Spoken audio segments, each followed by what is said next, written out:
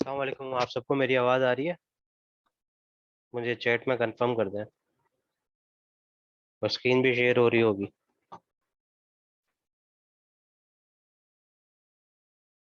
Thank you मदिया। मदिया ने मुझे confirm कर दिया।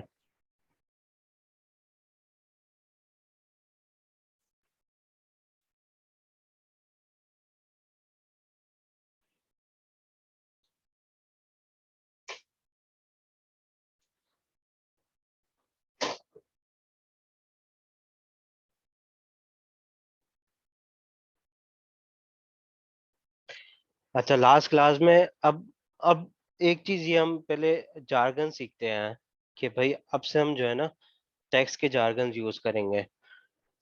अलाउड एक्सपेंस डिसअलाउड एक्सपेंस नहीं बोलेंगे। टैक्स वाला बोलता है एडमिजिबल एक्सपेंस। एडमिजिबल का मतलब ये है कि जो सेक्शन 20 के अंदर एडमिजिबल एक्सपेंसेस है। डिसअलाउड एक्सपेंसेस को हम इनएडमिजिबल एक्सपेंस बोलते हैं। इनएडमिजिबल एक्सपेंस और admissible expense. Admissible expense section 20 बताता है और इन एडमिजिबल एक्सपेंस हमारा सेक्शन 21 बताता है हमें। अच्छा, अब इनएडमिजिबल के ऊपर हमने एक ये पढ़ा था एंटरटेनमेंट के ऊपर। Subsection D. Subsection D section 21 का ये बोलता है any entertainment expenditure in excess of such limits और in violation of such condition as may be prescribe. अच्छा, अब इसके ऊपर जो है ना कोई प्रिस्क्राइब तो नहीं है, लिमिट तो नहीं है, पर इसके ऊपर एक्सप्लेनेशन है। एक्सप्लेनेशन कहाँ पे? इनकम टैक्स रूल 2002 के अंदर। इनकम टैक्स रूल 2002 के अंदर इसके ऊपर एक्सप्लेनेशन है। रूल 10 बताता है हमें इंटरटेनमेंट एक्सपेंडिचर। इसके ऊपर कुछ एक्सप्लेनेशन है। अच्छा, ये कोशिश करें कि इसको पहले कॉपी कर लें, या मैं पहले समझा दूं? पहले आप कॉपी कर लें, फिर इसको हम समझते हैं। अपने पास कॉपी कर लें, ये यहाँ से लेकर ये पूरा रूल 20 को कॉपी कर लें। ये केपी साहब की बुक में भी आपको मिल जाएगा, वो मसला नहीं है, पर आप अपने पास फिर भी कॉपी कर लें। फिर इसको हम समझते हैं।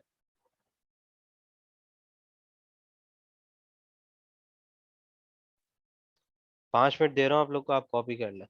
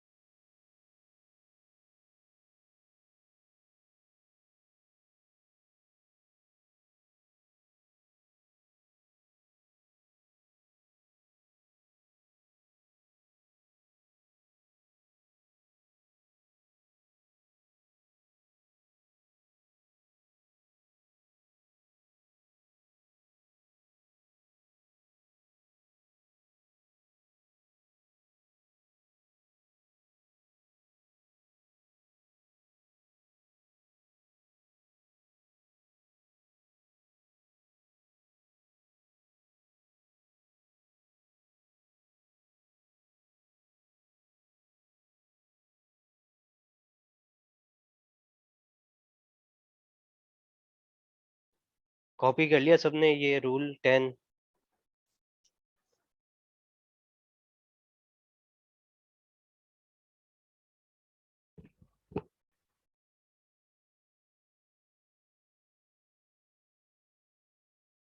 कॉपी कर लिया तो मुझे चैट बॉक्स में कंफर्म कर दें।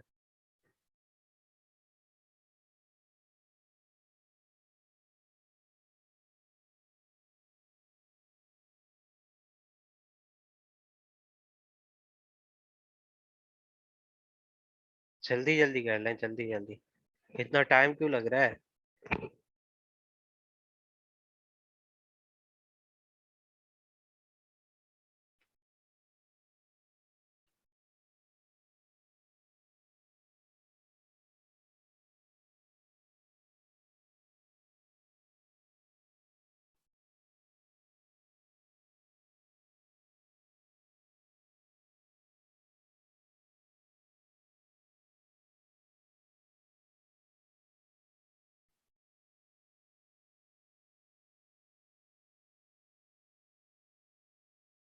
हो गया, कॉपी हो गया।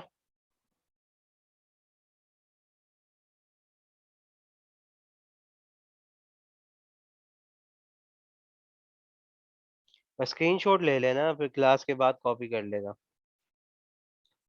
ऑनलाइन में तो ये बहुत सारे बेनिफिट हैं, स्क्रीनशॉट ले लें फिर बाद में कॉपी करते रहें।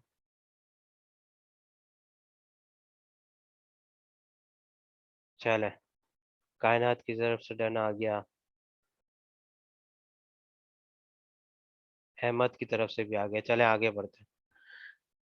अच्छा, अब इसका ये बोल रहा है कि आपका एक्सपेंस उस हद तक एडमिसिबल होगा कि अगर आप कोई एक्सपेंस कर रहे हो पाकिस्तान से बाहर, और वो आपका एक्सपेंस सिर्फ बिजनेस के लिए है। बिजनेस के लिए क्या मतलब? अगर आप बाहर जा रहे हो, किसी आउटसाइड कंट्री ट्रेवल कर रहे हो, और वो बिजनेस के लिए ट्रेवल कर रहे हो। अब बाहर जाके आप जो है ना, वो किसी बीच पे जा रहे हो, बीच पे जाके उसकी एंट्री फीस दी है, फिर वहां पे जाके आपने उस उधर लंच किया, और फिर वहां पे जाके आपने कोई कोल्ड ड्रिंक पी है, आप उसका एक्सपेंस क्लेम करना चाह रहे हो, तो ये इनएडमिसिबल है क्योंकि ये बिजनेस एक्सपेंस नहीं है। हाँ, अगर आप बाहर जा रहे हो, बाहर आपको जाहिर सी बात है कि किसी होटल में ठहरना पड़ेगा, फिर वहां पे आप मीटिंग्स कर रहे हो, तो उस मीटिंग्स के लिए कुछ एक्सपेंसेस इनकर करने पड़ेंगे। कोई रिफ्रेशमेंट एक्सपेंस कर रहे हो तो हाँ, वो आप क्लेम कर सकते हो। पर अगर अगर आप कोई ऐसा एक्सपेंस कर रहे हो कोई पर्सनल नेचर का है, या कोई ऐसा एंटरटेनमेंट एक्सपेंडिचर है कि कोई पर्सनल नेचर का है कि वो जरूरत नहीं है, अगर उसकी अगर आप ना करो तो होटल के बगैर तो आप रह नहीं सकते। हाँ, बीच पे जाए बगैर आप रह सकते हो। तो बीच पे जाना बिजनेस के लिए जरूरी नहीं है।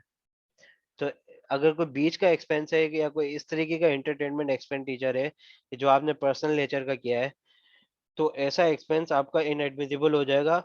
और जो आपका जेन्युइन बिजनेस एक्सपेंस होगा वो आपका एडमिसिबल है। अच्छा, expenditure incurred in Pakistan on entertainment of foreign customer and supplier. अगर कोई बाहर से कोई फॉरेन कस्टमर या सप्लायर आता है मेरा, और उसके ऊपर मैं कोई एंटरटेनमेंट एक्सपेंस कर रहा हूँ, फॉर एग्जांपल अगर मैं उसको यहाँ पे कोई ना रुकने के लिए कोई रूम या होटल में कोई रूम करवा के देता हूँ, तो उसका एक्सपेंस मैं क्लेम कर सकता हूँ। उसका खाने पीने का खर्चा जो है, वो मैं as an entertainment expense claim कर सकता हूँ। हाँ, इसमें भी फिर वही शर्त है कि अगर आप जो है ना उस फॉरेन कस्टमर को जो है ना उस पे घूमने फिरने के लिए ले जा रहे हो, या कोई इस तरीके का पर्सनल नेचर का एक्सपेंडिचर हो रहा है उस फॉरेन कस्टमर के साथ, या आप खुद उसके साथ घूम रहे हो, फिर वो बोल रहे हो कि यार ये तो मेरा फॉरेन कस्टमर है, मैं उसको एंटरटेनमेंट करा रहा हूँ, तो ये मेरा बिजनेस एक्सपेंस है, मैं इसको क्लेम करूंगा। नहीं, आप ऐसा एक्सपेंस क्लेम नहीं कर सकते। आप सिर्फ जेन्युइन बिजनेस एक्सपेंस क्लेम करोगे जो आपके बिजनेस के लिए किया जा रहा है। घूमने फिरने का खर्चा जो है वो आपके बिजनेस के लिए नहीं किया जा रहा, वो आपका पर्सनल नेचर का एक्सपेंस है। अच्छा, expenditure incurred on entertainment of customers and client at the persons business premises. अच्छा, हमने अपने बिजनेस प्रीमिसेस पे कोई इस तरीके के खर्चे किए कि कोई मतलब चाय चाय पानी का खर्चा हो गया, किसी मीटिंग का खर्चा हो गया, या हमने कस्टमर को बुलाया है अपने पास, तो उसको खिलाने पिलाने का जो खर्चा है, तो इस तरीके के मेरे जो एक्सपेंसेस हैं वो मेरे एडमिसिबल हैं, वो मेरे क्लेमेबल है। इसके अलावा अगर कोई इसमें भी फिर वही शर्त है कि अगर कोई पर्सनल नेचर का क्लेम है, इसमें सबसे बड़ा रिस्क जो है ना वो टैक्स वाले को ये लगता है कि जो टैक्स पेयर है ना, वो अपना पर्सनल नेचर का एक्सपेंस यहाँ पे क्लेम ना कर ले। क्योंकि उसको तो फ़ायदा होगा ना कि उसका अगर वो यहाँ पे एक्सपेंस पर्सनल नेचर का क्लेम करेगा, तो उसका जो है ना नेट प्रॉफ़िट कम हो जाएगा। नेट प्रॉफ़िट कम होगा तो अल्टीमेटली मेरा टैक्स रेट कम हो जाएगा और टैक्स रेट कम होगा तो टैक्स मेरा कम हो जाएगा। तो टैक्स वाले का यहाँ पे रिस्क सबसे ज़्यादा ये है कि अगर कोई भी ऐसा बंदा या टैक्स पेयर जो है ना, वो अपना पर्सनल नेचर का एक्सपेंस क्लेम ना करे। अच्छा, अब इसका सबसेक्शन डी बता रहा है expenditure incurred on entertainment at a meeting और shareholder, agents, director, employee. अच्छा, कोई भी मेरा खर्चा अगर मैं मीटिंग पे खर्च कर रहा हूँ, वो किसी भी तरह की मीटिंग हो, शेयर होल्डर्स की मीटिंग हो, एनुअल जनरल मीटिंग हो या ईओजीएम हो, एक्स्ट्राऑर्डिनरी जनरल मीटिंग, आप लोग कंपनी लॉ में पढ़ेंगे ये सब। या फिर मेरी जो है ना वो डायरेक्टर्स की मीटिंग हो जो मेरे को हर क्वार्टर में करवानी होती है अगर मैं लिस्टेड कंपनी हूँ तो। कोई क्रेडिटर्स की मीटिंग हो रही है या कोई एम्प्लॉयज़ की मीटिंग हो रही है, मेरे लेबर जो है ना वो उस पे स्ट्राइक पे चले गए हैं। अब वो मैं उनके साथ जो है ना वो कॉम्पेंसेशन जो है ना वो नेगोशिएशन कर रहा हूँ, तो उसके लिए कोई मैंने मीटिंग अरेंज की है। तो अगर उस मीटिंग में कोई खर्चे हो रहे हैं तो कोई एंटरटेनमेंट खर्चे हो रहे हैं तो वो मैं क्लेम कर सकता हूँ। अच्छा, expenditure incurred on entertainment at the opening of branches. अच्छा, अगर मैं कोई किसी ब्रांच की ओपनिंग पे कोई मतलब खाने-वाने का इंतज़ाम कर रहा हूँ या इस तरीके का कोई एंटरटेनमेंट एक्सपेंडिचर है तो वो मेरे क्लेमेबल है। कि आम तौर पे लोग करते हैं ना कि अगर कोई नई ब्रांच खोलते हैं, इनॉग्रेशन करते हैं तो उसपे जो है ना वो खाना-पीने का अरेंजमेंट होता है। तो इस तरीके का कोई भी मेरा बिज़नेस एक्सपेंस होगा तो मैं इसको क्लेम कर सकता हूँ। अच्छा, a person shall be allowed a deduction under sub rule 1 only for expenditure incurred on entertainment of person related directly to person's business। अच्छा, ये वही बात है कि भाई पर्सनल नेचर का एक्सपेंस ना हो, मेरा जो है ना बिजनेस नेचर का एक्सपेंस हो। अच्छा, in this rule entertainment means the provision of meals, refreshment and reasonable uh, leisure facilities in accordance with the tradition of business and subject to overall norms and custom of business in Pakistan। अच्छा, ये वही है कि entertainment का इसने मतलब समझा दिया कि अगर कोई खाने पीने का खर्चा है या कोई रिफ्रेशमेंट है या कोई रीजनेबल फैसिलिटीज दी जा रही है, मतलब किसी भी तरह की कोई भी रिफ्रेशमेंट हो रही है और वो बिजनेस के लिए with the tradition of business, कोई भी खर्चा है जो या इस तरीके का कोई भी खर्चा जो बिजनेस का ट्रेडिशन हो, तो इस तरीके का जितना भी वो एंटरटेनमेंट की इसने बेसिकली डेफिनेशन समझा दी है मुझे।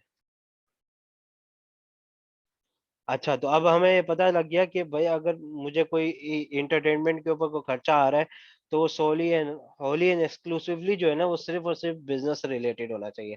हाँ, अगर कोई मैं बाहर जाके खर्चा कर रहा हूँ और वो होटलिंग का खर्चा है या मतलब मीटिंग्स का खर्चा है, बाहर जिनके साथ मैं मीटिंग्स कर रहा हूँ उन पे अगर कोई एक्सपेंडिचर इनकर हो रहा है तो वो मैं क्लेम कर सकता हूँ। हाँ, अगर बाहर जाके मैं कोई इर्रेलेवेंट खर्चे कर रहा हूँ अदर देन बिजनेस या जो मेरी बिजनेस नीड नहीं है, तो वो मेरा पर्सनली एक्सपेंडिचर में इंक्लूड हो जाएगा, वो बिज़नेस एक्सपेंडिचर में नहीं रहेगा।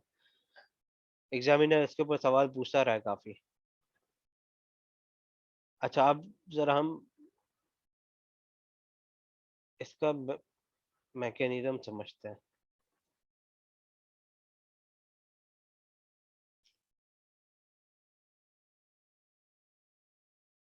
अच्छा, सपोज़ करें कि कंपनी शाखा एंड को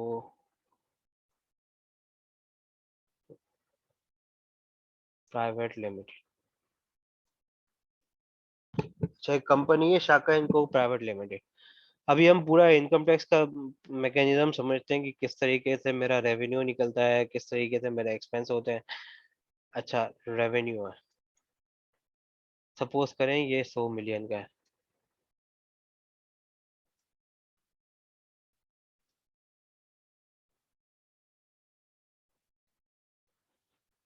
अच्छा, अब ये जो 100 मिलियन का रेवेन्यू है, ये either from sale of goods हो सकता है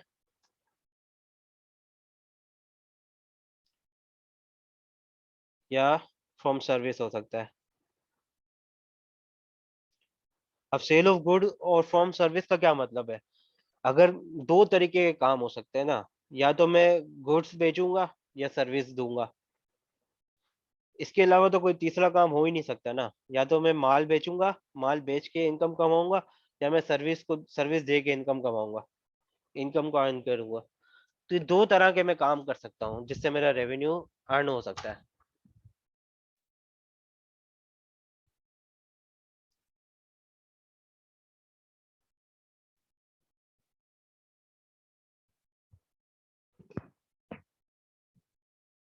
अच्छा, अब अब ये रेवेन्यू के ऊपर हम समझते हैं। अच्छा, रेवेन्यू के अंदर जो है ना, रेवेन्यू के अंदर जो है वो, अगर मैं सपोज करें किसी को गुड्स सेल कर रहा हूँ, यहाँ पे एग्जांपल लेते हैं कि शाखा एंड ओ sales goods amounting to rupees 25 million to boom boom and को।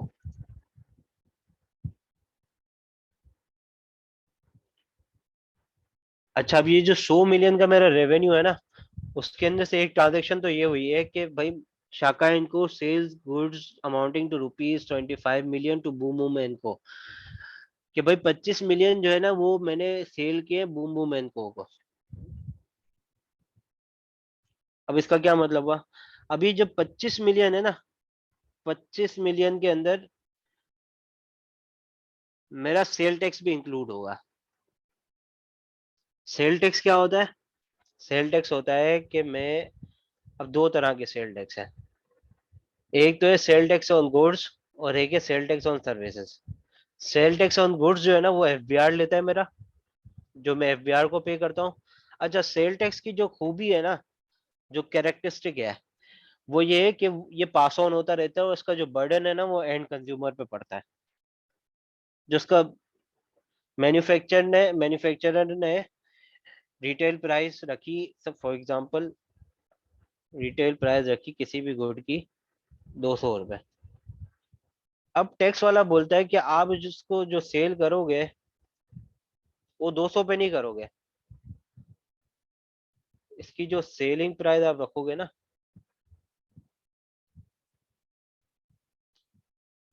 वो रखोगे 200 प्लस 17%।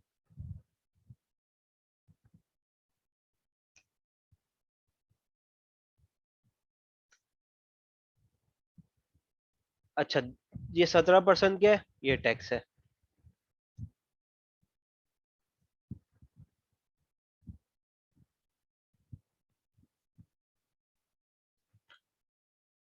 अच्छा, गुड्स बनाए इसने 200 रुपए के, ये मैन्युफैक्चरर है, सही है। इसने डिस्ट्रीब्यूटर को सेल किए 234 रुपए में। इसने क्या किया, 200 रुपए के गुड्स बनाए रिटेल प्राइस पे, फिर इसने 34 रुपए का सेल टैक्स लगा के आगे सेल कर दिया। अब ये 234 रुपए का मतलब ये कि 200 रुपए तो मेरी रिटेल प्राइस है, और 34 रुपए का मैंने सेल्स टैक्स को पास ऑन किया, आगे पास ऑन किया। अपनी रिटेल प्राइस में ऐड करने का मतलब ये है कि मैंने उस सेल टैक्स को पास ऑन कर दिया आगे वाले को। अच्छा, अब ये डिस्ट्रीब्यूटर क्या करेगा? डिस्ट्रीब्यूटर के लिए ये परचेज प्राइस हो गई 234, तो वो डिस्ट्रीब्यूटर के लिए जो होगी ना अब सेलिंग प्राइस।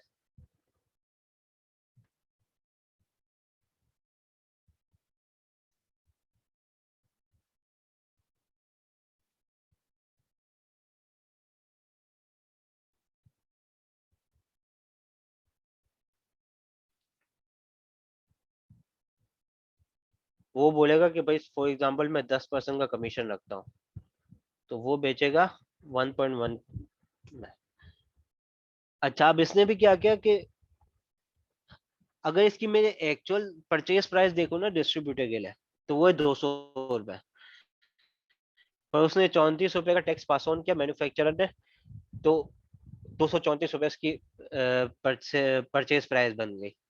अब डिस्ट्रीब्यूटर बोल रहा है कि भाई मैं इस टैक्स को जो है ना ₹34 को मैं तो बेयर नहीं करूंगा, ये एंड कंज्यूमर इसका बर्डन लेगा। मैं इसी तरह इसको आगे जो है ना एंड कंज्यूमर को सेल कर दूंगा। अच्छा, अब एंड कंज्यूमर को ये पड़ा 257 का। अच्छा, अब हम मैकेनिज्म समझते हैं कि अगर सेल टैक्स ना होता तो क्या होता। तो मेरी जो सेलिंग प्राइस होती है वो ₹200 ही होती। अच्छा, और इसके ऊपर अगर कमीशन रखता डिस्ट्रीब्यूटर तो ये ₹220।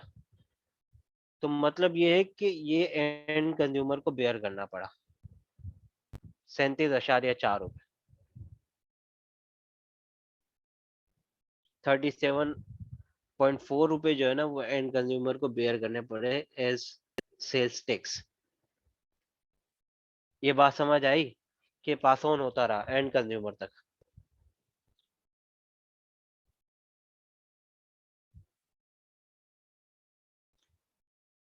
अच्छा, अब ये जो रेवेन्यू है ना, अभी इस स्टेज पे मेरा इनकम टैक्स कुछ भी नहीं आया। इस पे सिर्फ मैंने अभी क्या ऐड करा है, सेल टैक्स ऐड करा है 25 मिलियन में। क्योंकि टैक्स वाला मुझे बोलता है कि आपकी जो सेलिंग प्राइस होगी वो इंक्लूसिव सेल टैक्स होगी।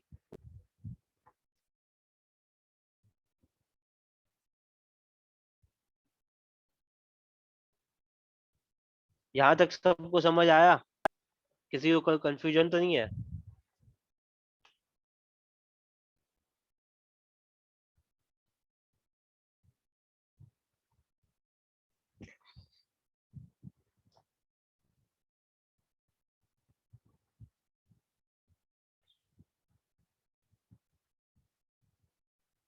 बेहतरीन हो गया।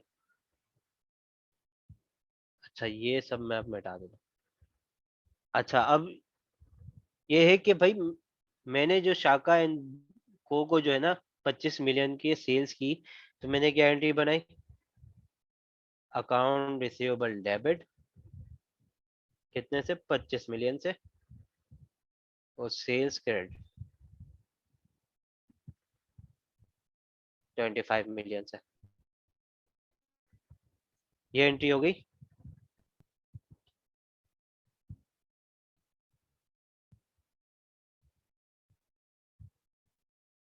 सेल्स पे। अच्छा, अब ये जब मुझे पेमेंट करेगा ना, तो जो पेयर होता है, पेयर पे करने वाला, अब यहाँ पे पे करने वाला कौन है, बूम बूम है। उसको टैक्स वाला, इनकम टैक्स वाला बोलते हो कि भाई आप पूरी पेमेंट पे नहीं करोगे। आपकी जो इनवॉइस अमाउंट है ना, इनवॉइस अमाउंट की है 25 मिलियन। सही है। आपकी जो इनवॉइस अमाउंट है उसका आप कुछ पोर्शन, मैं आपको रेट बताऊंगा, वो आप विथहोल्ड करोगे और फिर उसके बाद पेमेंट करोगे। फॉर एग्जाम्पल, मुझे कैश मिला,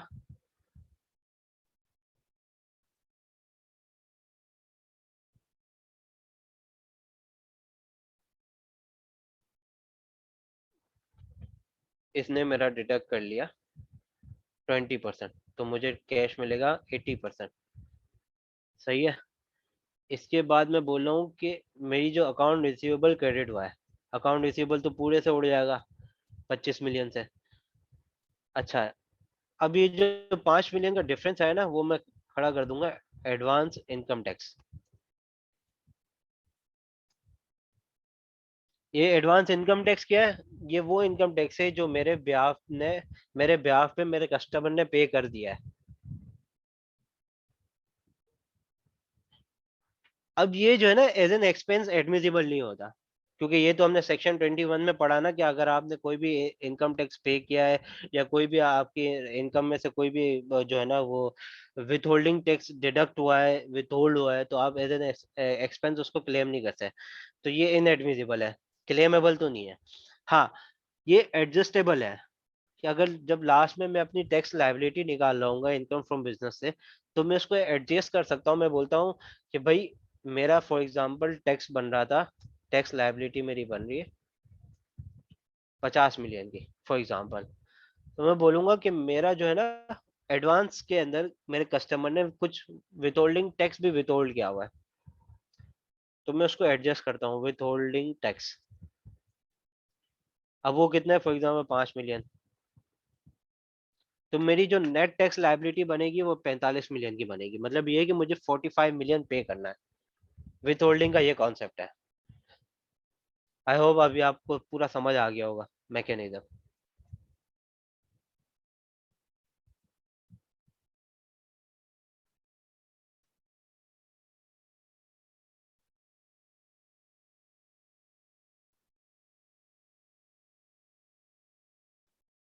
सबको समझ आ गया यहाँ तक?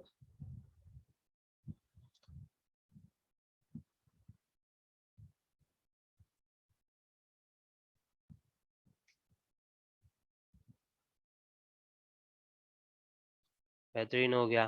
कायनात, आयशा, खुजैमा,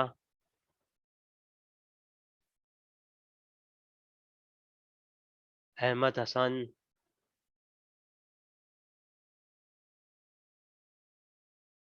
बेहतरीन हो गया। अच्छा, ये मुझे पता है कि एडवांस्ड इनकम टैक्स मेरा क्या है, एसेट है, लायबिलिटी, ये क्या है? कोई ये मुझे बताएगा?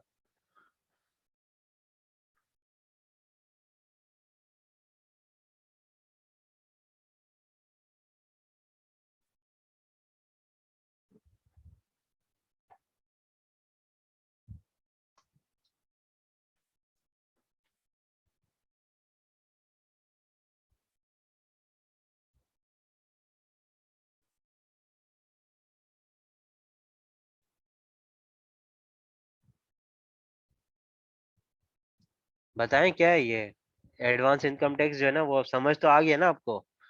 अब ये क्या है एडवांस इनकम टैक्स? मेरी लायबिलिटी है कि एसेट है? लायबिलिटी क्यों है? किस है, कैसे है लायबिलिटी, एक्सप्लेन करो मुझे।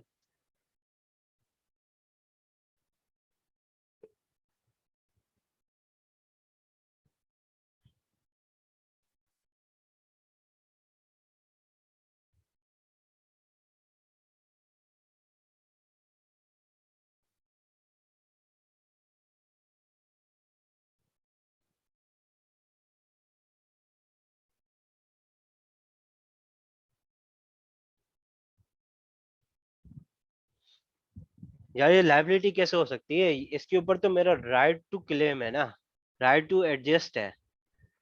अगर किसी चीज के ऊपर मेरे ऑनरशिप हो कि मैं ये आगे फ्यूचर में एडजस्ट कर सकता हूँ, उसको एडजस्ट करवा सकता हूँ, तो ये मेरा एसेट होगा ना। ऑनरशिप के ऊपर तो मेरा एसेट बनता है ना, मेरी मिल्कियत है ये, तो बेसिकली मेरा एसेट है। मेरा नॉन अपना करंट एसेट में नजर आएगा एडवांस इनकम टैक्स।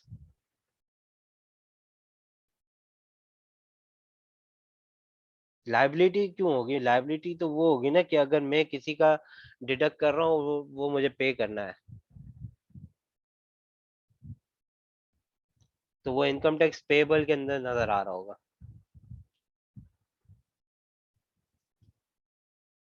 बेहतरीन हो गया, समझ आ गया सबको।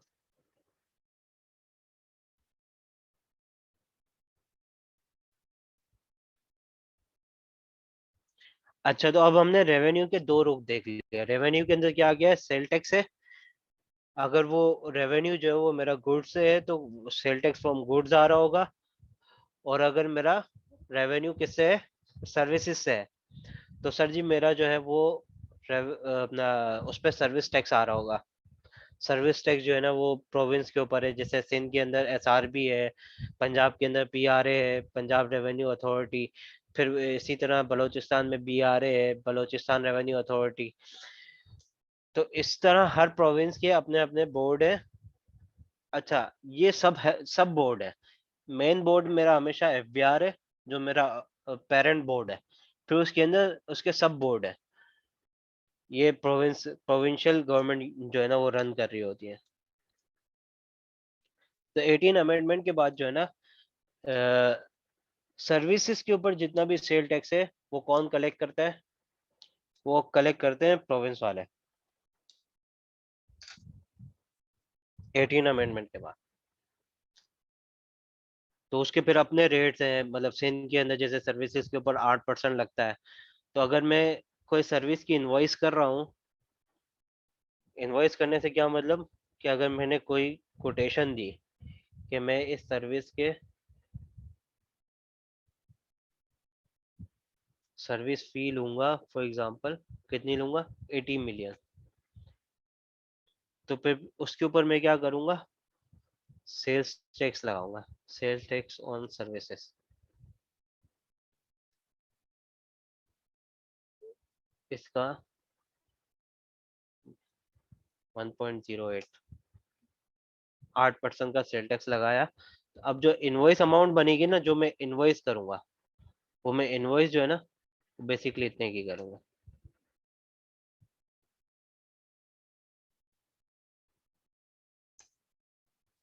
इतने की बेसिकली मैं उसको इनवॉइस कर रहा हूँ। इस तरीके से इनवॉइस अमाउंट बनती है।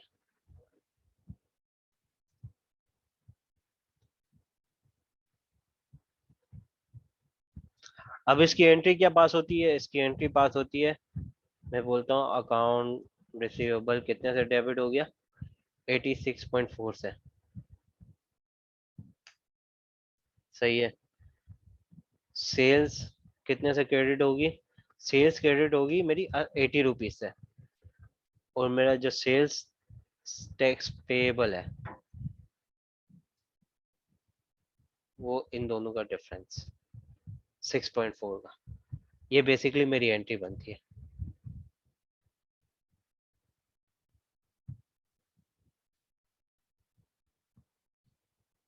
ये भी समझ आया।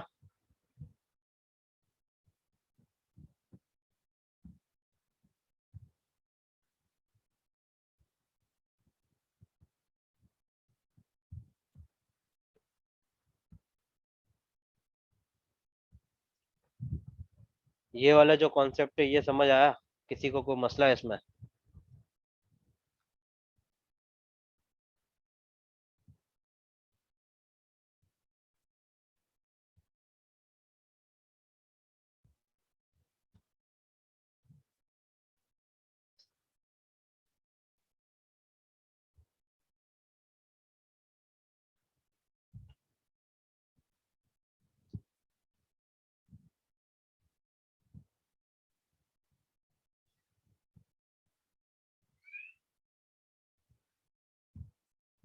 चले आगे बढ़ते हैं।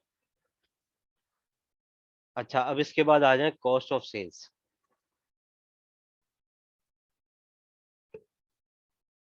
अब कॉस्ट ऑफ सेल्स कैसे निकलता है,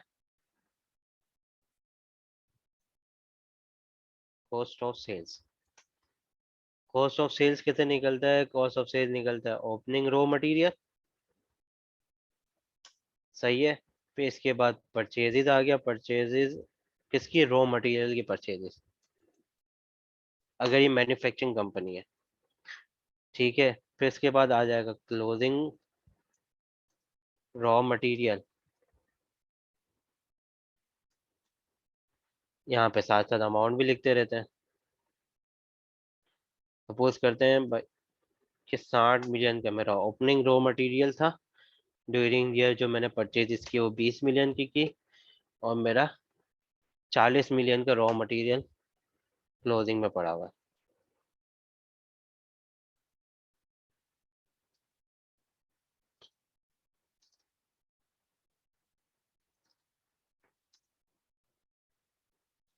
अच्छा, तो फिर ये अब ये क्या आया, ये कोई बताएगा कि क्या आया ये जो 40 मिलियन आया है वो क्या आया है?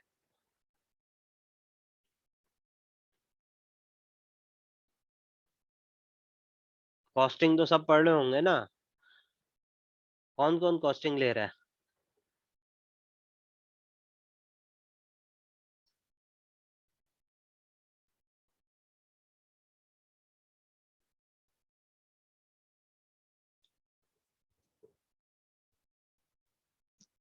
चले मैं बता दूं।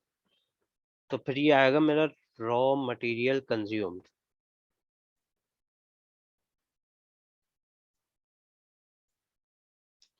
कंज्यूम का क्या मतलब है, कंज्यूम का मतलब ये है कि 60 मिलियन का मेरा ओपनिंग था, 20 मिलियन की मैंने परचेज की।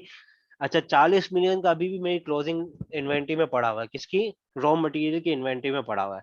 तो मतलब ये कि 40 मिलियन का मैंने इस्तेमाल कर लिया है, किसके लिए, फिनिश गुड बनाने के लिए। अच्छा, फिर इसमें हम ऐड कराते हैं opening WIP।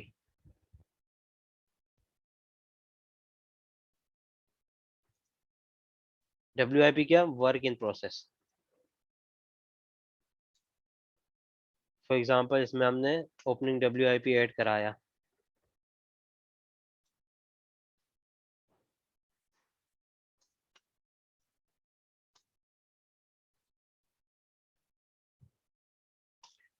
Closing work in process का क्या, वर्क इन प्रोसेस का क्या मतलब कि जो रॉ मटेरियल तो मेरा उसमें यूज हो गया है, पर वो अभी तक फिनिश गुड नहीं बना है ईयर एंड पे आके, वो अभी तक आधे अधूरे पड़े हुए हैं, वर्क इन प्रोसेस है उन पे। तो मतलब ये है कि ये ओपनिंग है, इसको मैं, अभी ओपनिंग में जो मेरा रॉ मटेरियल अपना वर्क इन प्रोसेस था वो मेरा ईयर एंड पे आके तो कंप्लीट हो गया होगा ना, तो वो तो मेरा फिनिश गुड में कन्वर्ट हो जाएगा, तो मैं इसलिए इसको रॉ मटेरियल कंज्यूम को ऐड करा रहा हूँ ओपनिंग WIP के अंदर, साथ साथ आप लोगों को थोड़ी कॉस्टिंग भी पढ़ा रहा हूँ। अच्छा, फिर हम बोल रहे हैं कि मेरा जो है ना वो 5 मिलियन का क्लोजिंग WIP था, वर्क इन प्रोसेस अभी भी कुछ ऐसा माल पड़ा हुआ था जो अभी तक फिनिश प्रोडक्ट के अंदर कन्वर्ट नहीं हुआ है।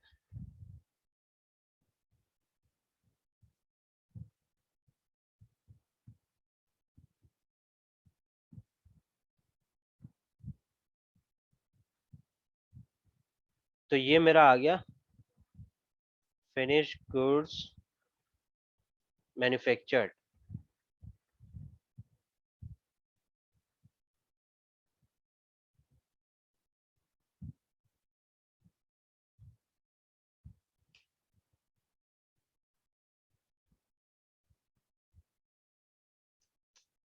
क्या मैं बोल रहा हूँ कि भाई मेरा 40 मिलियन का मैंने रॉ मटेरियल कंज्यूम किया है, उसमें से 10 मिलियन का तो मेरा ओपनिंग था जो अभी इस साल मैंने कंप्लीट कर लिया, और 5 मिलियन का अभी भी ऐसा माल पड़ा हुआ है जो फिनिश गुड में कन्वर्ट नहीं हुआ। तो मतलब ये है कि 45 मिलियन का मैंने इस साल फिनिश गुड मैन्युफैक्चर्ड किए हैं। अच्छा, अब इसके अंदर ओपनिंग फिनिश गुड ऐड कराते हैं। ओपनिंग FG ऐड कराई। ओपनिंग FG क्या, सपोज करें 5 मिलियन पड़ी थी, उसमें से क्लोजिंग FG मैंने माइनस करा दी। FG क्या है, फिनिश गुड है। क्लोजिंग FG मैंने माइनस करा दी 10 मिलियन की। तो अब जो मेरे पास आएगा ना वो of goods cost of sales आएगा। इसको मैं कहता हूँ basically cost of goods manufacture. Cost of जो ड्यूरिंग ईयर मैन्युफैक्चर्ड हुआ है, ये तो ओपनिंग से आया था, अब क्लोजिंग में अभी भी इतना पड़ा हुआ है। तो इस साल जो मेरा कॉस्ट ऑफ गुड्स सोल्ड है ना, वो बेसिकली इतना है, 40 मिलियन का। अब इसके बाद कुछ मैन्युफैक्चरिंग ओवरहेड्स भी होते हैं, जैसे लेबर के वेजेस हो गए, इलेक्ट्रिसिटी के बिल्स हो गए। तो ये 40 मिलियन तक समझ आया कि कॉस्ट ऑफ गुड्स सोल्ड क्या है, कॉस्ट ऑफ सेल्स क्या है। यहाँ तक सबको समझ आया। बहुत हेवी तो नहीं हो रही चीज है।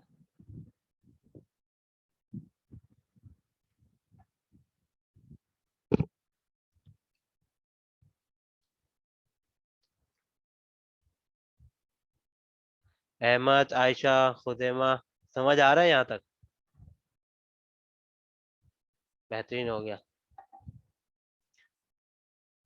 अब ये जो कॉस्ट ऑफ सेल्स है ना, ये एक्सक्लूडिंग ओवरहेड है। मैन्युफैक्चरिंग ओवरहेड्स क्या होते हैं, मैंने बताया ना कि अभी लेबर का खर्चा हो गया, एडमिनिस्ट्रेटिव एक्सपेंस होते हैं कुछ, मेरे फैक्ट्री के इलेक्ट्रिसिटी बिल्स होते हैं। तो ये जो कॉस्ट ऑफ सेल्स है ये एक्सक्लूडिंग ओवरहेड है।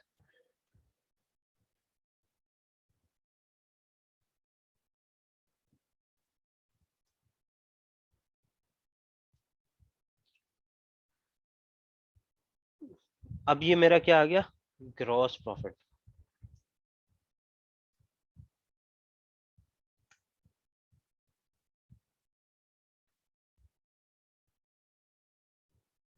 अब इसमें से ऑपरेटिंग एक्सपेंस माइनस होंगे। अब ऑपरेटिंग एक्सपेंस के अंदर फिर वही हम सेक्शन 21 की जो है ना वो इनएडमिजिबिलिटी और एडमिजिबल जो है एक्सपेंसेस, वही फिर हम सेक्शन 20 और सेक्शन 21 को फॉलो कर रहे होंगे कि सेक्शन 20 क्या बोलता है कि कौन से मेरे एक्सपेंसेस एडमिजिबल है और कौन से सेक्शन 21 फिर मुझे बताता है कि कौन सा एक्सपेंसेस इनएडमिजिबल है। फिर ये वही ऑपरेटिंग एक्सपेंस के मैं देखूंगा कि अगर मैं कोई सैलरी दे रहा हूँ और वो 30,000 ऊपर कैश है तो वो इनएडमिजिबल हो जाएगी। सपोज करें कि अगर मेरे एडमिजिबल एक्सपेंस आ रहे हैं 35 मिलियन के, ये टोटल एक्सपेंस है मेरे 35 मिलियन। अब 35 मिलियन में मैंने एक एडजस्टमेंट डाल दी कि सैलरी ऑफ रुपीज 35,000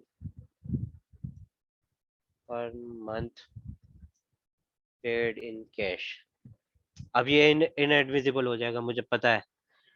तो अब ये कितना है, 35,000 पर मंथ है। 35,000 पर मंथ है तो उसको मैं मल्टीप्लाई करूंगा 12 से, तो ये 0.42 बना।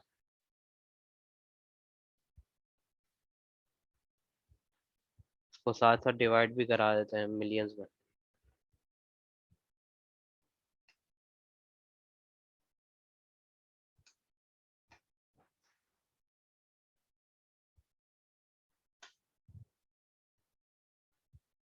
0.42 मिलियन। तो फिर मैं क्या करूंगा कि मेरा जो टोटल ऑपरेटिंग एक्सपेंस है 35 मिलियन का, उसमें मैं हेडिंग डालूंगा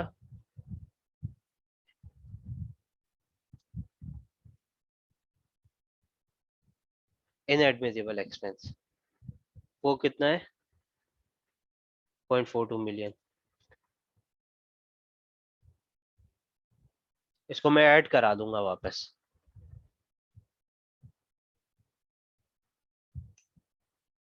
तो जो 25.42 बना ना, ये मेरी बेसिकली नेट इनकम है। ये बेसिकली मेरी नेट इनकम है। अब इसके ऊपर सपोज करें कि टैक्स रेट है 29%।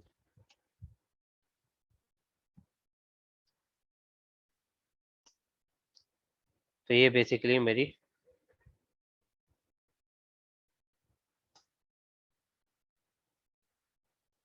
लाइबिलिटी बनी। अब इसके बाद अगर कोई मेरा एडवांस टैक्स आ रहा होगा, एडवांस विथ होल्डिंग टैक्स आ रहा होगा, तो वो मैं इसमें से एडजस्ट करवा दूंगा। सपोज करें अगर 2 मिलियन मेरा कहीं पे डिडक्ट हुआ है किसी इनकम पे, तो वो मैं एडजस्ट करवा दूंगा, तो फिर वो मेरा बनेगा नेट टैक्स पेएबल।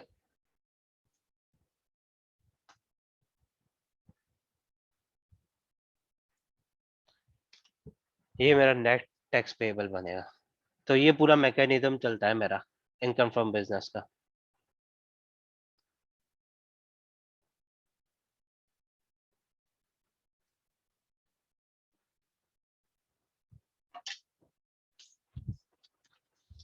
इसको आप कॉपी कर लें, मैं 5 मिनट दे रहा हूँ आपको।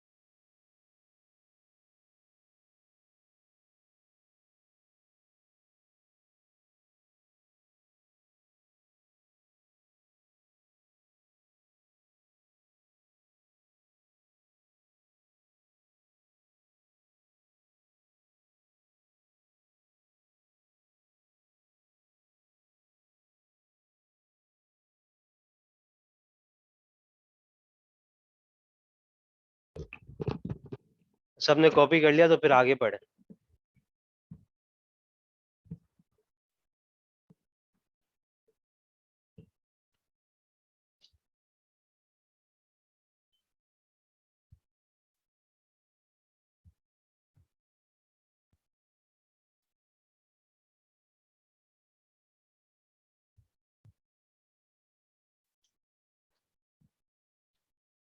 अच्छा, मैं अज्यूम कर रहा हूँ कि सबने कॉपी कर लिया होगा। अच्छा, अब हम एक और एग्जांपल लेते हैं।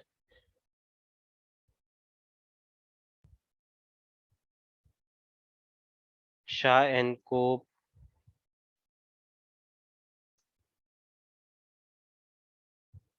पीवीटी लिमिटेड एक कंपनी है।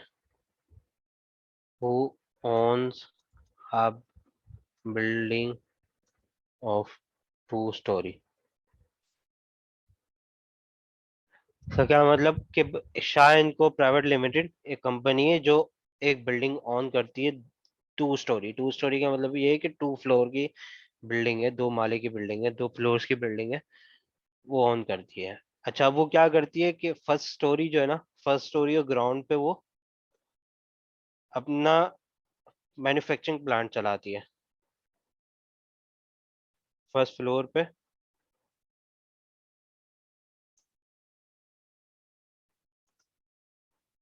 मैन्युफैक्चरिंग प्लांट चलाती है। अच्छा, अब सेकंड फ्लोर जो है ना वो खाली पड़ा हुआ था, तो इसने कहा कि भाई मैं खाली क्यों रखूं, मैं सेकंड फ्लोर रेंट पे दे रहा हूँ। तो सेकंड फ्लोर उसने रेंट पे दे दिया। अब वो किसी भी कोई भी मैन्युफैक्चरिंग प्लांट चलाती है ये। फॉर एग्जांपल प्रेस कंपनी है, तो वो प्रेस मशीन चलाती है, कुछ भी कोई भी काम करती है। अच्छा, अब ये जो बिल्डिंग है ना, बिल्डिंग के अंदर पानी की मोटर कॉमन होती है, जो पूरी बिल्डिंग को पानी वाटर सप्लाई करती है। फॉर एग्जांपल कि भाई उसने मोटर वाटर मोटर ली, कितने की, 100 रुपीज की। और उसकी यूजफुल लाइफ है 10 साल। तो मैं उसको डेप्रिशिएट कर रहा हूँ, कौन शाह इनको डेप्रिशिएट कर रहा होगा, तो उसका कोई डेप्रिसिएशन एक्सपेंस आएगा। अब डेप्रिसिएशन एक्सपेंस कैसे आएगा, 100 डिवाइडेड बाय 10 साल, सॉरी, 10 रुपए का या 10 मिलियन का उसका डेप्रिसिएशन एक्सपेंस आया। अब ये शाह एंड को जो है ना वो, अच्छा अब ये दो चीजें ये भी पहले सीख लो। ये जो मैन्युफैक्चरिंग प्लांट है ना, इससे जो मैं इनकम कमाऊंगा वो मेरी इनकम फ्रॉम बिजनेस में जाएगी। और ये जो सेकंड फ्लोर जो मैंने रेंट पे दे दिया है, इससे जो मैं इनकम कमाऊंगा वो मैं इनकम फ्रॉम प्रॉपर्टी के अंदर चार्ज करूंगा। वो मेरी बिजनेस इनकम नहीं है, वो मेरी रेंटल इनकम है, तो वो मैं इनकम फ्रॉम बिजनेस के अंदर चार्ज करूंगा। अच्छा, अब जो डेप्रिसिएशन एक्सपेंस आया, वो होना तो ये चाहिए कि वो दोनों के अंदर अपोर्शन होना चाहिए। क्योंकि जो 10 रुपए का डेप्रिसिएशन एक्सपेंस है मेरा, वो सिर्फ मेरा इनकम फ्रॉम बिजनेस की वजह से तो नहीं है ना, वो इनकम फ्रॉम प्रॉपर्टी की वजह से भी है। तो अगर मैं इसको इनकम फ्रॉम बिजनेस के अंदर एडमिसिबल क्लेम कर लूँ, तो ये तो गलत हो जाएगा कि मैं पूरा का पूरा एक्सपेंस इनकम फ्रॉम बिजनेस के अंदर ले जा रहा हूँ, इनकम फ्रॉम प्रॉपर्टी के अंदर तो मैं कोई भी एक्सपेंस ही नहीं ले जा रहा। तो फिर क्या करें, तो फिर टैक्स वाला बोलता है कि आप उसको अपोर्शन करो,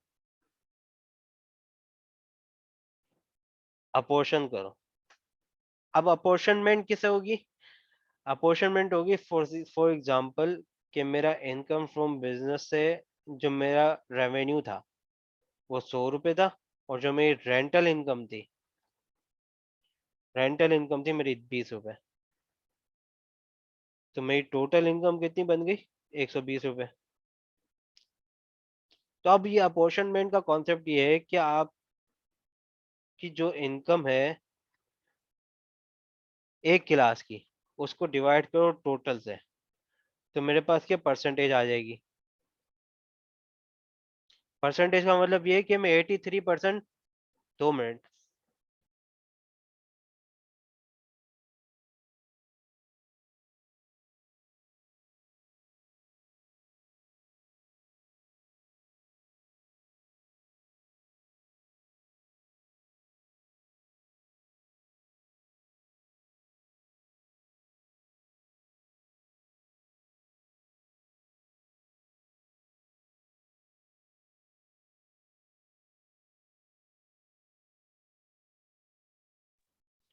अच्छा, अब फिर मैं क्या बोल रहा हूँ कि सॉरी। तो हम यहाँ पे बात कर रहे थे कि मैं बोल रहा हूँ कि मेरी जो 83% इनकम है ना, वो मैं अर्न कर रहा हूँ इनकम फ्रॉम बिजनेस से। 83% इनकम जो है ना, वो मैं अर्न कर रहा हूँ इनकम फ्रॉम बिजनेस से।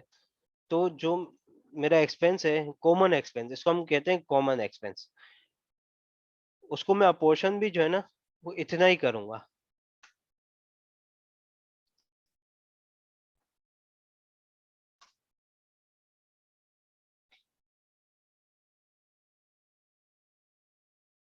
और मैं 17% जो अर्न कर रहा हूँ वो इनकम फ्रॉम बिजनेस प्रॉपर्टी से। तो उसको इनकम फ्रॉम प्रॉपर्टी के अंदर भी मैं कॉमन एक्सपेंस का 17% जो है ना, वो अपोर्शनमेंट के एज अपोर्शनमेंट डाल दूंगा। तो ये जो मेरा 10 मिलियन है वो यूं टूट गया। तो जब भी कोई कॉमन एक्सपेंस आए between different classes of income, ये मेरी डिफरेंट क्लासेस ऑफ इनकम के अंदर अगर कोई एक एक्सपेंस कॉमन एक्सपेंस हो रहा है, तो उसको मैं रेवेन्यू पे तोड़ देता हूँ।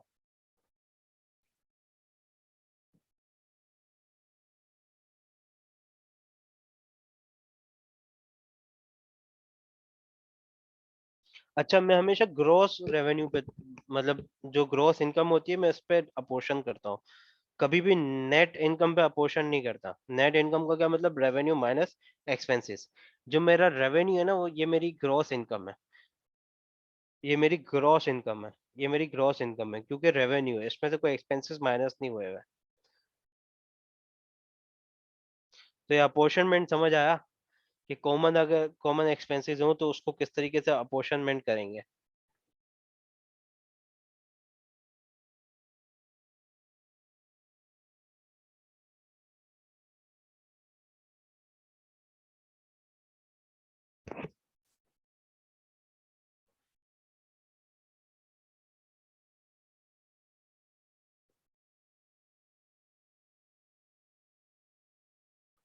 अहमद, आयशा, खुजैमा, अपोर्शनमेंट का कॉन्सेप्ट समझ आ गया?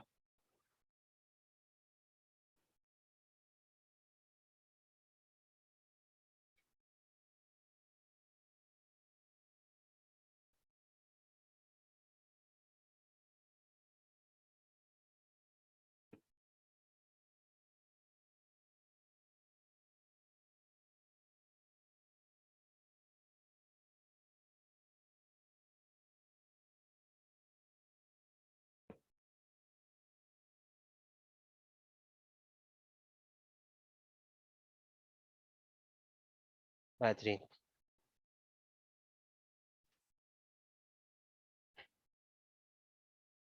अच्छा, अब हम कुछ पास पेपर्स के कुछ सवाल देखते हैं। यही जो है ना, वो केपी साहब की बुक के अंदर है, और मैंने ज़्यादा उसके स्क्रीनशॉट ले लिया आसानी के लिए, ताकि आपके साथ स्क्रीन भी शेयर हो सके। आप लोगों को नज़र आ रहा होगा। नज़र आ रहे हैं? पीडीएफ नज़र आ रहा है? तो ये हमने मैकेनिज्म पूरा समझ लिया। अब थोड़ा सा हम पास पेपर्स की प्रैक्टिस के ऊपर आते हैं कि देखते हैं कि अब तक जो हमने पढ़ा है वो पास पेपर में कितना आया हुआ है। अच्छा, XYZ Limited has announced golden handshake scheme which proposes lump sum payment to the employees opting for the scheme। अच्छा, अब गोल्डन हैंडशेक क्या होता है? कोई मुझे बताएगा कि गोल्डन हैंडशेक स्कीम क्या होती है?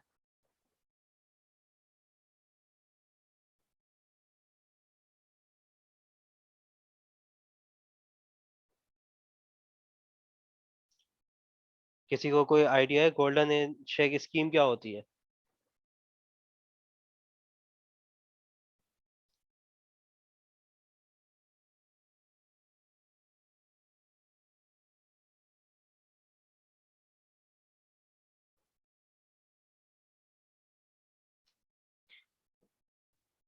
नहीं आइडिया किसी को? अच्छा, गोल्डन हैंडशेक स्कीम ये होती है कि हर कंपनी की अपनी पॉलिसी होती है कि आपका जो एम्प्लॉई वो रिटायर हो जाएगा at the age of 50 years. अच्छा, फॉर एग्जांपल एक एम्प्लॉय जिसकी एज 47 ईयर्स है, अब उसकी रिटायरमेंट में बाकी है 3 साल। 3 साल का मतलब ये है कि वो 36 मंथ्स की सैलरी लेगा। 36 मंथ्स की सैलरी लेगा। अच्छा, उसको कंपनी ऑफर ये करती है गोल्डन हैंडशेक के अंदर कि आप जो है ना, अभी 47 ईयर्स की उम्र के अंदर, 47 ईयर्स की एज के अंदर आप मुझसे वो 36 मंथ्स की सैलरी ले ले और आप छोड़ के चले जाए। ये गोल्डन हैंडशेक की स्कीम है। इसमें कोई बेनिफिट नहीं है, बेसिकली ये है कि आपको जो जितनी रिटायरमेंट तक की कोई सैलरी होगी ना, वो आपको पहले दे देगा और वो बोलेगा कि आप छोड़ के चले जाए। आपको ऑफर है कि आप अभी छोड़ के चले जाए। ये लमसम अमाउंट आपकी सैलरी की बनती है जो आपके रिटायरमेंट एज तक है।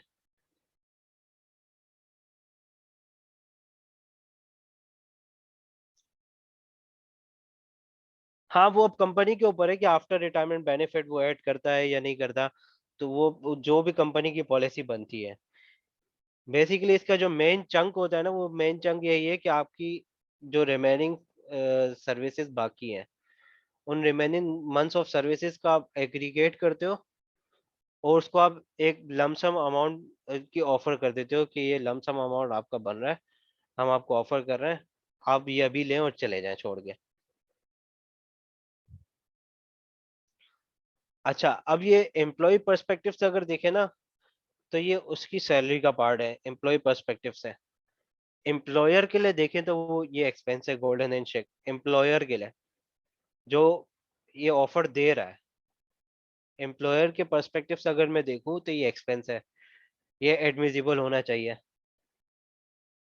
अच्छा, ये जो डिस्कस द चार्जेबिलिटी लिखा है ना, ये चार्जेबिलिटी एम्प्लॉय पर्सपेक्टिव से है कि भाई ये इसकी चार्जेबिलिटी क्या है। तो वो चार्जेबिलिटी आप इनकम फ्रॉम सैलरी में देखेंगे कि गोल्डन हैंडशेक की चार्जेबिलिटी क्या होती है। अच्छा, discuss the chargeability and admissibility of such lump sum amount in the hands of the employee as well as the employers respectively। अच्छा, अब इसका आंसर ये है, इसका आंसर कोई मुझे बताएगा वैसे? कोई गैस करे, थोड़ा सा दिमाग लगाए।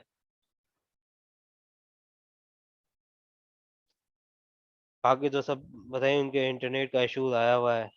तो बाकी तो कोई भी नहीं है, अहमद है, आयशा है, खुजैमा है।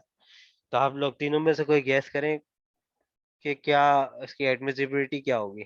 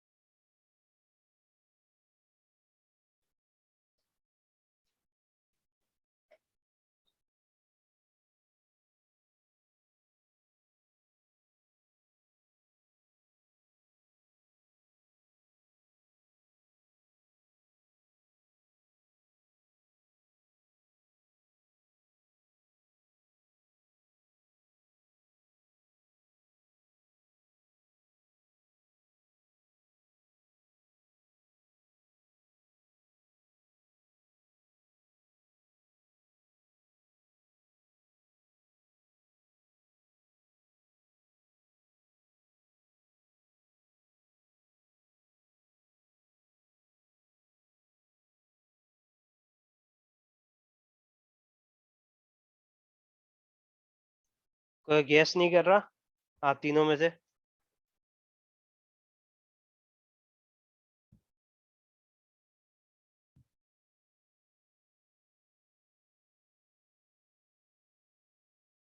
अच्छा, इसकी चार्जेबिलिटी ये होगी कि ये एक्सपेंस होगा तो एडमिसिबल,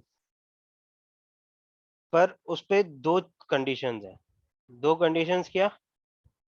कि अगर आपने पेमेंट करते हुए उस पे जो टैक्स विथहोल्ड करना था या डिडक्ट करना था, वो आपने टैक्स डिडक्ट करके विथहोल्ड कर लिया और वो गवर्नमेंट को पे कर दिया, और जो पेमेंट है ना आपकी लमसम अमाउंट की गोल्डन हैंडशेक की, वो आपने करनी है बैंकिंग चैनल के थ्रू, तो ये आपका एडमिसिबल एक्सपेंस है। अदरवाइज अगर आपका जो एक्सपेंस टैक्स विथहोल्ड करना था और वो आपने टैक्स विथहोल्ड नहीं किया, तो ये आपका एक्सपेंस इनएडमिसिबल हो जाएगा। अब यहाँ पे क्लियरिटी नहीं है, ये है तो आईकेएफ का ही क्वेश्चन। कब का है? जून 2001 का। जून 2001 का क्वेश्चन है। अब इसके ऊपर क्लैरिटी नहीं है कि ये जो गोल्डन हैंडशेक की पेमेंट हो रही है, इसके ऊपर जो टैक्स विथहोल्ड होना था वो डिडक्ट हो गया है, और वो पेमेंट जो है वो बैंकिंग चैनल के थ्रू हुई है कि नहीं हुई है। तो ये थ्योरेटिकल क्वेश्चन है बेसिकली। अभी इस तरह की 2001 बहुत पुराना क्वेश्चन है, मतलब अब तो इस तरह की थ्योरेटिकल क्वेश्चन आना बहुत मुश्किल है कि कोई थ्योरेटिकल अब क्वेश्चन आया है।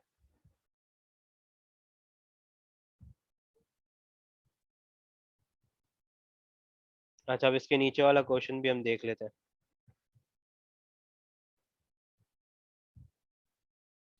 You are the finance manager of an unlisted public company engaged।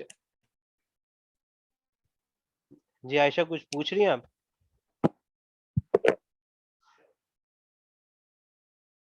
अच्छा, मैं क्या गलती से खुल गया था। You are the finance manager of an unlisted public company engaged in textiles manufacturing. The company does not have a provident fund and instead maintains a unrendered approved gratuity fund gratuity scheme whereby one salary is contributed annually by the company as provision of staff gratuity for each year of completed service of an employee. The balance sheet of the company shows the provision of for staff gratuity। Provision का क्या मतलब? Provision का क्या मतलब कि जो मेरा total payable है ना, एक्यूमुलेटेड, जो रिकॉर्ड हुआ है।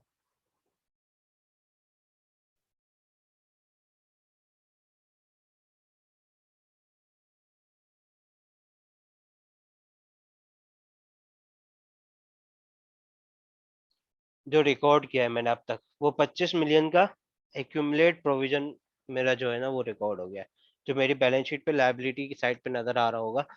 क्योंकि ये जो स्टाफ ग्रेच्युटी है ये मेरी पेएबल होता है, मेरी लायबिलिटी होती है कि मुझे फ्यूचर में पे करना है। अभी तो मैं इसको कंट्रीब्यूट किए जा रहा हूँ। कितना कंट्रीब्यूट कर रहा हूँ? हर महीने की, हर साल की एक सैलरी, हर साल की एक महीने की सैलरी मैं जो है वो हर एम्प्लॉय की कंट्रीब्यूट कर रहा हूँ ग्रेच्युटी फंड, ग्रेच्युटी स्कीम के अंदर। अनरेंडेड, अप्रूव्ड, unapproved जो है वो gratuity scheme है। Since past few years, we have been pursuing the management to have the gratuity fund approved by the commissioner in accordance with the rules made part 3 of 6th schedule to the income tax ordinance 2001. Your contention is that both the employees and the company are at a disadvantage by not having the gratuity fund approved as aforesaid। अच्छा, अब ये इसके ऊपर ये बोल रहा है कि आप जो है ना वो मैनेजमेंट को परसू कर रहे हो कि यार ये जो अनअप्रूव्ड है, इसको अगर आप अप्रूव करा लेंगे तो उसके ये बेनिफिट होंगे, या अनअप्रूव्ड है तो ये मेरा जो है ना मेरे ऊपर इसके ये एडवांटेजेस है, डिसएडवांटेजेस है बेसिकली।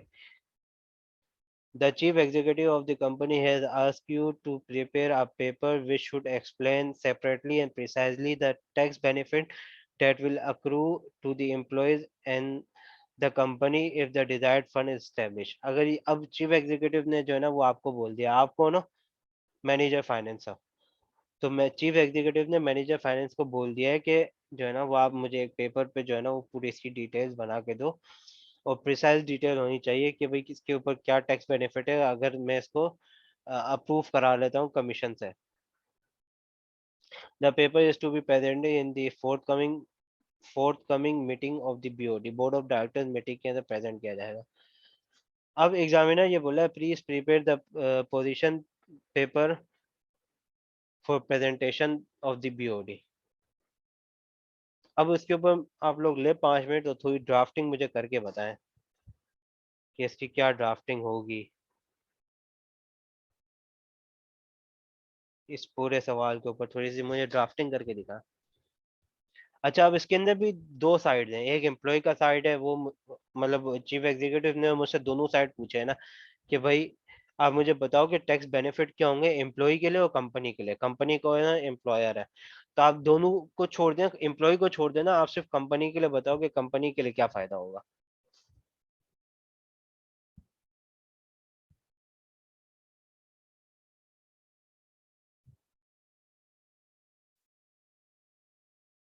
5 मिनट लो, थोड़ी इस चीज के ऊपर ड्राफ्टिंग करके मुझे दिखाओ।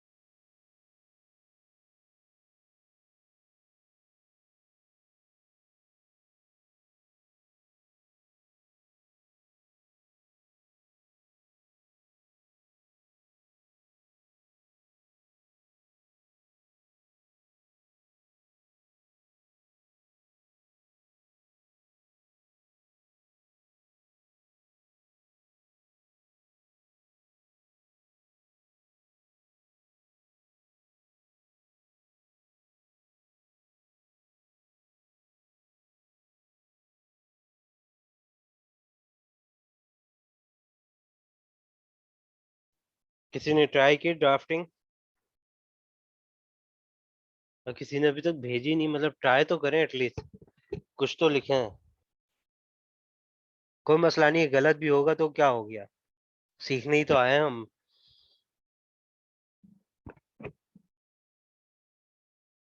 कोशिश करेंगे तो वो सही होगा ना, कोशिश ही नहीं करेंगे तो सही कैसे होगा फिर।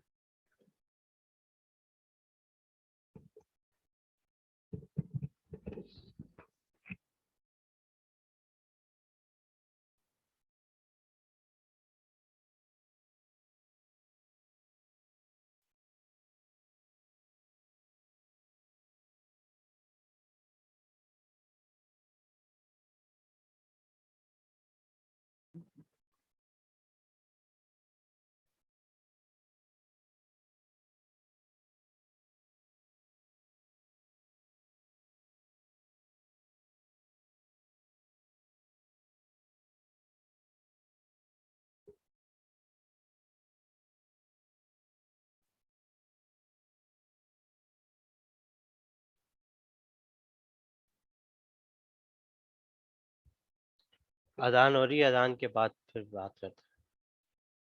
कोशिश करें तब तक कुछ ड्राफ्ट करके मुझे दिखा दें तो ज्यादा बेहतर है।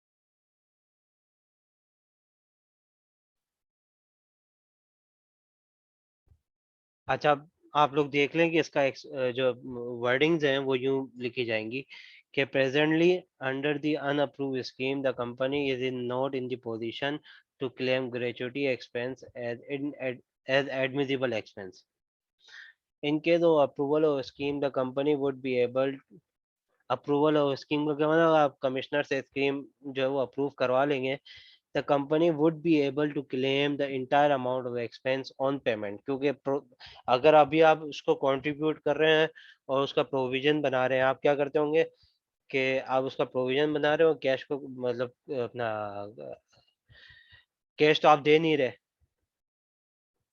आप अभी सिर्फ प्रोविजन बना रहे हो कि आपको इन फ्यूचर इतना देना है, तो अभी आप कैश तो दे नहीं रहे, आप सिर्फ प्रोविजन लायबिलिटी क्रिएट किए जा रहे हो।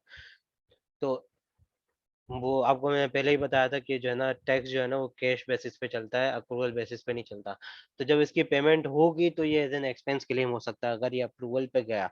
The company would be claim the entire amount of expense on payment as admissible expense. Entire amount of expense का क्या मतलब कि आप जो जितना भी आपने जो टोटल अमाउंट है ना आपका एंटायर अमाउंट 25 मिलियन का आपने जो वो प्रोविजन बना के रखा है बैलेंस शीट पे एज एन लाइबिलिटी, और इस साल का जो कंट्रीब्यूशन होगा अगर आप उसको अप्रूव करवा रहे हो तो आप पेमेंट कर रहे हो इस साल, तो 25 प्लस इस महीने की इस मंथ की जो कंट्रीब्यूशन होगी, इस मंथ का एक्सपेंस होगा, वो भी आपका as an admissible expense claim हो सकता है।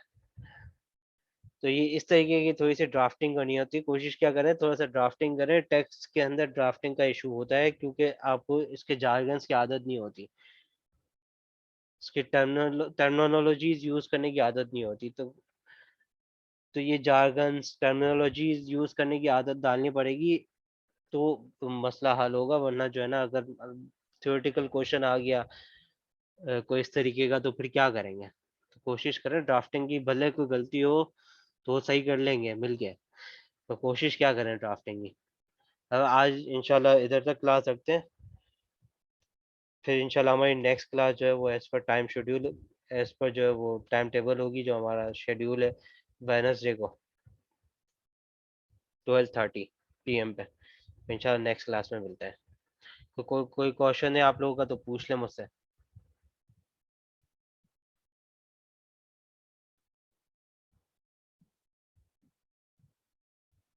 कोई सवाल है, कोई क्वेश्चन है तो पूछ लें।